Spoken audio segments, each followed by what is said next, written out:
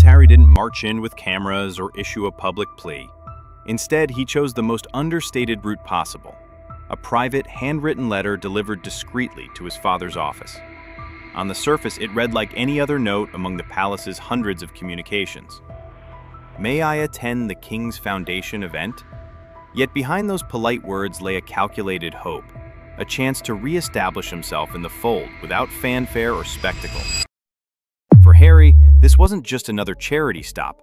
It was the kind of royal showcase where leaders and philanthropists gather under the crown's banner, leveraging the monarchy's prestige to shine a spotlight on critical causes. He pictured himself standing alongside heads of state, exchanging quiet nods with ambassadors, and reaffirming the values of service and duty that once defined him. In his mind, this appearance could bridge the widening gap, a symbolic olive branch extended with honor. But when days turned into a week with no acknowledgement, not even a polite "we've received your note," the silence grew deafening. No envelope in return, no formal reply, not a single line of regret or explanation. In the hushed corridors of Buckingham Palace, an unanswered letter spoke volumes. It signaled more than a scheduling snub. It was the first unmistakable sign that Harry's path back to the inner circle was being quietly and deliberately blocked. And that silence would echo far louder than any public rebuke. When the palace finally broke its silence, the response was immediate and unequivocal. No invitation, no virtual appearance, not even a single courtesy seat in the back row. There was no "we'll think about it" or "our calendars are full." Instead, a senior aide summed it up bluntly.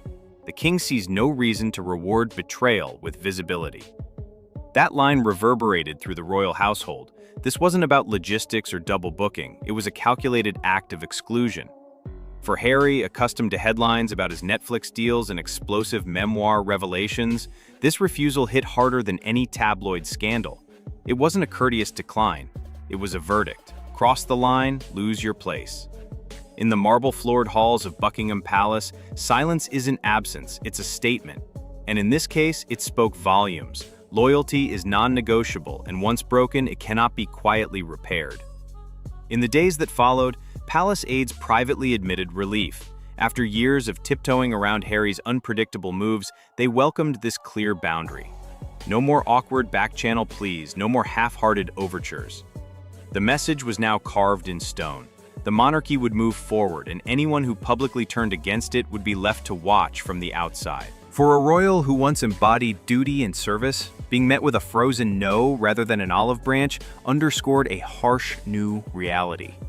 Betrayal, the palace made clear, is never forgotten, and here, it is never forgiven. Silence in this case wasn't empty, it was final.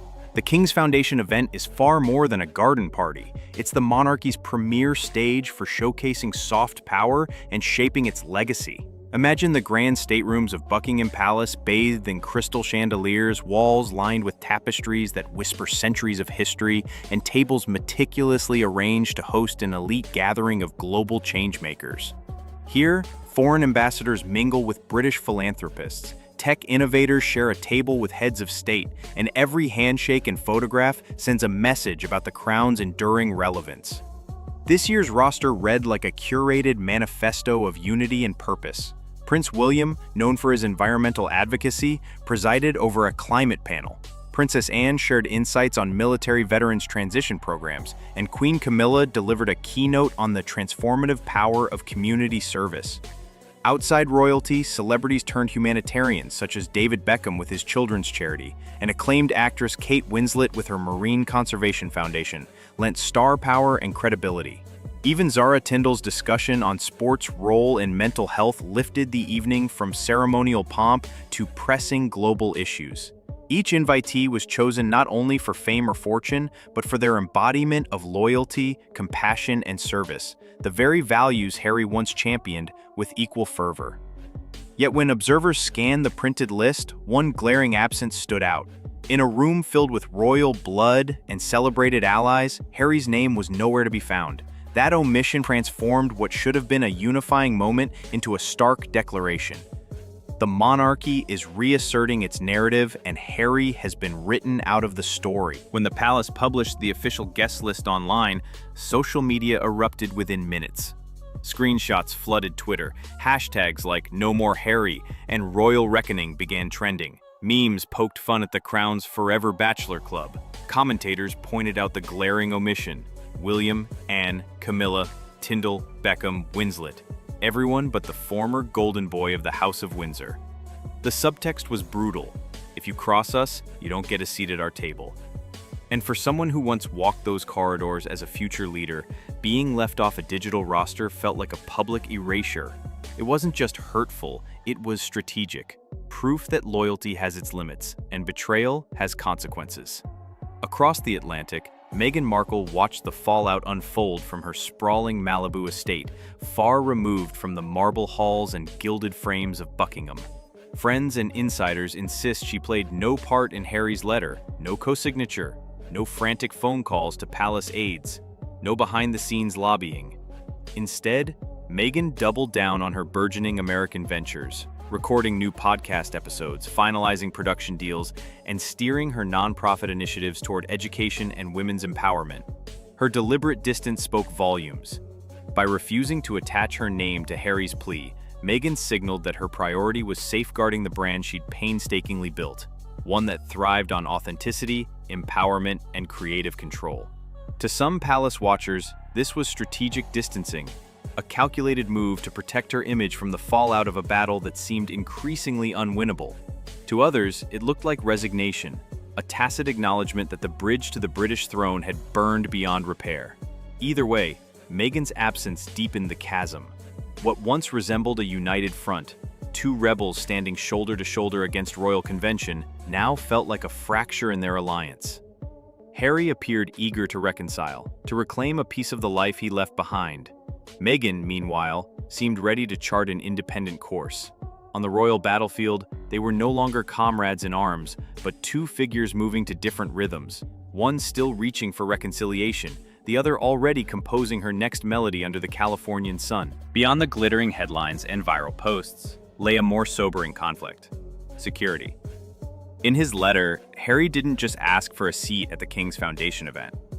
He also requested the reinstatement of official protection for himself, Meghan, and their children.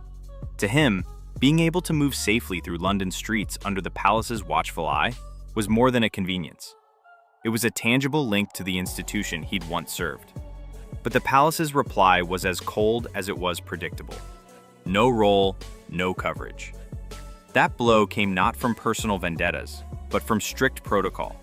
Without an active royal appointment, there is simply no entitlement to MI5 level security. Behind closed doors, aides pointed to established rules. You step away from duty, you forfeit the shield. For Harry, however, the loss felt deeply personal.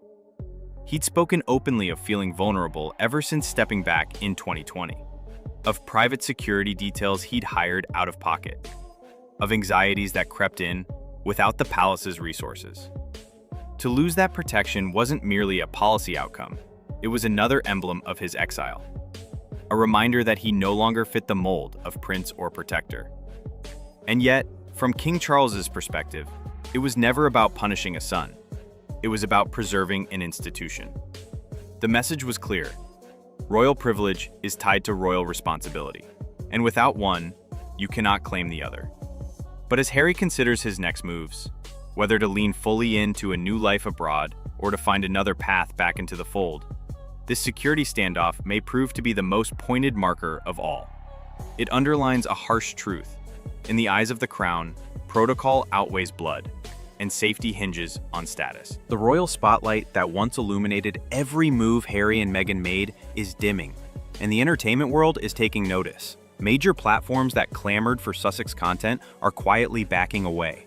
Spotify, which once trumpeted their podcast partnership, has deftly de-emphasized the show in its promotional banners.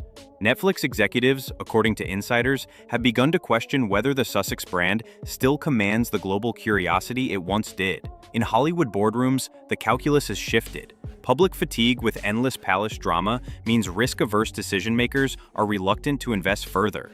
For every headline about Netflix's royal rebels, there's another about hashtags like #NoMoreHarry dominating social feeds. Brands don't want their projects overshadowed by tabloid spectacle. What was once a golden ticket featuring a royal voice now feels like a glaring red flag. Expensive, unpredictable, and above all, tiring. No longer a must-have guest, Harry finds himself sidelined in an industry that trades on novelty and audience excitement. As producers weigh potential returns against backlash, the Sussex name has lost its unique currency. In an arena where public favor dictates success, even a prince's pedigree isn't enough to guarantee a warm welcome, and the stakes of that realization are only growing. Beyond the headlines, whispers swirl about formal reviews of Harry's remaining titles. No announcements have been made, but aides admit the momentum is building.